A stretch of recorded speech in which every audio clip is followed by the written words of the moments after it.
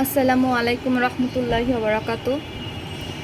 আজকে কোরআন শিক্ষা কায়দার পর্বের 3 নাম্বার ক্লাস আজকে আপনাদের। এর আগে আমি 1 নাম্বার 2 নাম্বার ক্লাস নিয়েছি।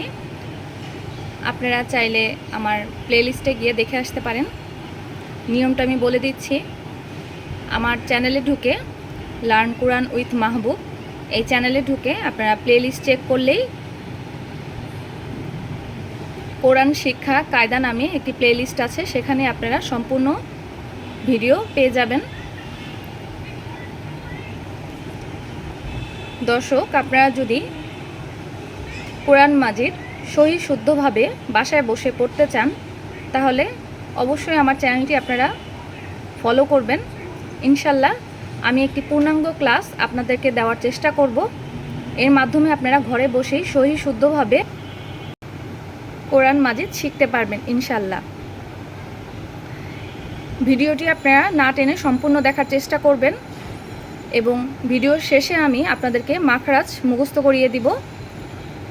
প্রত্যেক দিন আমি আপনাদেরকে আমার প্রত্যেকটা ভিডিওতে আমি শেষে 2টি করে মাখরাজ আপনাদের পড়িয়ে দিব, আপনারা এটা মুখস্থ করে নেবেন। আরবি হরফগুলো সহি শুদ্ধভাবে পড়ার জন্য এই মাখরাজ আপনাদেরকে অনেক সাহায্য করবে, তাই আপনাদের মাখরাজ মুখস্থ করতে হবে। আর আমার এই ভিডিওগুলো মানুষের কাছে পৌঁছিয়ে দেওয়ার জন্য আপনাদের সাহায্য চাইব। আমার চ্যানেলটি সাবস্ক্রাইব, লাইক এবং শেয়ার করে দিবেন, তাহলে আপনাদের মতন আরও অনেকেই কোরআন মাজিদ সহি শুদ্ধভাবে শিখতে পারবে। তো চলুন ক্লাস শুরু করি। প্রথম ক্লাসে আমরা আলিফ থেকে জিম পর্যন্ত পড়েছি এবং সেকেন্ড ক্লাসে আমরা দাল থেকে দোয়াত পর্যন্ত পড়েছি। আর আজকে আমরা ত থেকে কাফ পর্যন্ত পড়ব। বিসমিল্লাহির রহমানির রহিম। তো এটা কিন্তু আমরা বাংলা বর্ণের ত না, এর উচ্চারণটা হবে তো, জো। এই জ উচ্চারণের সময় আপনার জিহ্বার আগাটা একটু সামনের দিকে সামান্য একটু বেরিয়ে আসবে। সামনের দুই দাঁতের উপরের নিচের দাঁতের মাঝখান থেকে জিহ্বাটা সামান্য একটু বেরিয়ে আসবে। জিহ্বার আগাটা সামনের উপরের দুই দাঁতের আগার সাথে লাগিয়ে জ উচ্চারণটা হবে, জিহ্বাটা সামান্য একটু বেরিয়ে আসবে। আরবি 29টি হরফের মধ্যে 3টি হরফ উচ্চারণ করার সময় জিহ্বাটা সামান্য একটু বেরিয়ে আসবে, সেটা হচ্ছে সা, জাল আর হচ্ছে জো, আইন।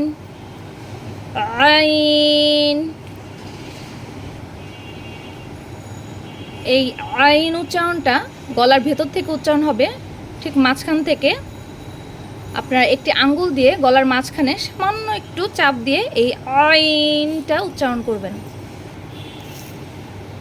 আমি আবারও বলছি, আইন, আইন, কইন। এই কইন উচ্চারণটা গলার ভেতর থেকে উচ্চারণ হবে।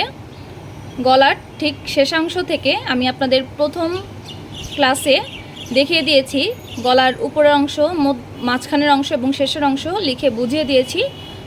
একটু কষ্ট করে আপনারা ক্লাস 1 দেখে নেবেন, তাহলে আপনারা বুঝতে পারবেন গলার শেষ অংশ, মাঝখানের অংশ এবং উপরের অংশ আমি কি বুঝাচ্ছি।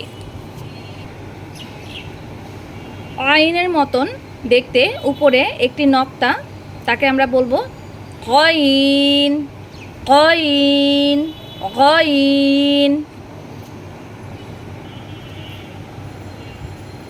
ফা, ফা, ফা উচ্চারণের সময় ঠোঁটটা একটু কামড়িয়ে উচ্চারণ করবেন ফা ফা কফ কফ। জিহ্বার গোড়াটা আপনারা উপরের তালুর সঙ্গে লাগিয়ে উচ্চারণ করবেন কফ কফ কফ, কাফ কাফ কাফ। আমি আবারও আপনাদের পড়িয়ে শুনিয়ে দিচ্ছি। তো তো জো জো, আইন আইন আইন, আইন আইন আইন, ফা ফা ফা, কফ কফ, কাফ কাফ।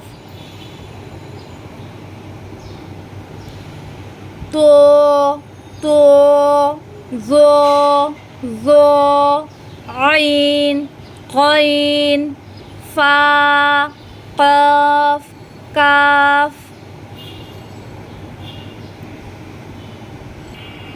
আশা করছি আপনাদের বুঝতে আর কোনো সমস্যা হবে না এবং উচ্চারণ করতে কোনো সমস্যা হবে না। যদি আপনাদের কোনো সমস্যা হয় তাহলে আপনারা আমাকে কমেন্ট বক্সে জানাবেন, আমি উত্তর দেওয়ার চেষ্টা করব। এবার চলুন আমরা মাখরাজে চলে যাই। আপনাদেরকে আমি 4 নম্বর মাখরাজ পর্যন্ত পড়িয়েছি, আজকে 5 এবং 6 নম্বর মাখরাজ পড়াবো। তারপরেও প্রথম থেকে আমি আরেকবার পড়িয়ে দিচ্ছি। 1 নম্বর মাখরাজ হলকে শুরু হইতে হামজা হা। হলকে শুরু হতে এখানে বুঝিয়েছে গলার একদম উপরের অংশ, অর্থাৎ গলার ঠিক এই যে এই অংশ থেকে উচ্চারণটা হবে উপরের অংশ। এটা হচ্ছে মধ্যখান বা মাঝখান এবং এটা হচ্ছে গলার শেষ অংশ। আমি ছবি এঁকে আপনাদের বোঝানোর চেষ্টা করছি, আপনি একটু বোঝার চেষ্টা করেন। এটা আমি প্রথম ক্লাসে দেখিয়ে দিয়েছিলাম, আবারও দেখিয়ে দিচ্ছি। এটাকে শেষ অংশ বলে, এটাকে মাঝখান বলে এবং এটাকে উপরের অংশ। ঠিক এটা আপনারা একটু বুঝে নেন বা লিখে নেন, তাহলে আমি যখন বলবো তখন আপনাদের বুঝতে সুবিধা হবে। এবং আমি আবার একটু দেখিয়ে দিচ্ছি। এই যে হচ্ছে জিহ্বা, জিহ্বার গোড়া প্রথম অংশ বা আগা হচ্ছে এই যে এটা, গোড়ার আগা হচ্ছে এই যে প্রথম অংশ হচ্ছে এটা, এবং এটা হচ্ছে মধ্যখান। আর এই জায়গাটাকে আমি বুঝিয়েছি গোড়া বা শেষাংশ, গোড়া বা শেষাংশ। আশা করছি আপনারা বুঝতে পেরেছেন। হলকে শুরু হইতে হামজা হা, মানে গলার শুরু হতে হামজা হা উচ্চারণটা হবে। 2 নম্বর মাখরাজ হলকের মধ্যখান হইতে আইন হা, আইন হা। ঠিক গলার মাঝখান থেকে আঙ্গুল দিয়ে সামান্য একটু চাপ দিয়ে আপনারা এই উচ্চারণটা করবেন। যখন আপনারা উচ্চারণ করতে করতে অভ্যস্ত হয়ে যাবেন, সঠিকটা ভালোভাবে উচ্চারণ করতে পারবেন, তখন আর আঙ্গুল দিয়ে গলার চাপ দিয়ে উচ্চারণটা করার দরকার নেই। সেটা আপনাদের প্রথম দিকে আপনাদের উচ্চারণটা যদি সঠিকভাবে না আসে বা উচ্চারণ করতে না পারেন, সেজন্য আমি এই পদ্ধতিটা বলে দিচ্ছি।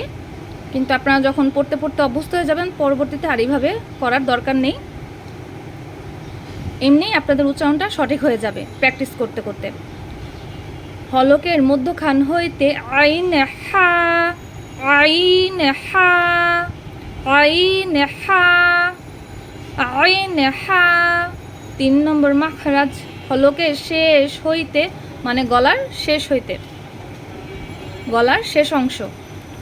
আইন খা, আইন খা, আইন খা। 4 নম্বর মাখরাজ জিহ্বার গোড়া তার বরাবর উপরে তালুর সঙ্গে লাগিয়ে 2 নক্তা লাকাফ, কফ কফ।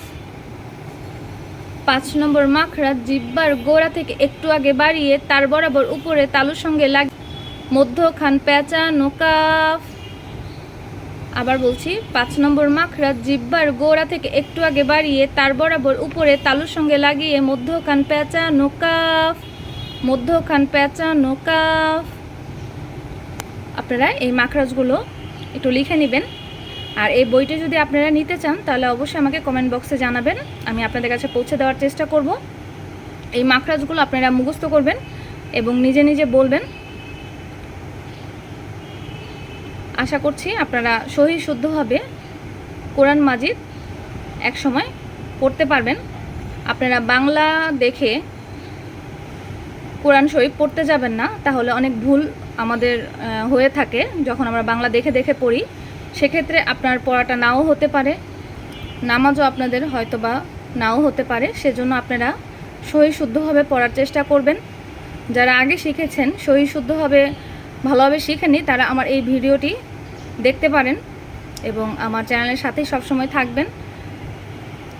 আর আমার ভিডিওগুলো ভালো লাগলে সাবস্ক্রাইব করার অনুরোধ রইল। আমার জন্য দোয়া করবেন। আল্লাহ হাফেজ। আসসালামু আলাইকুম।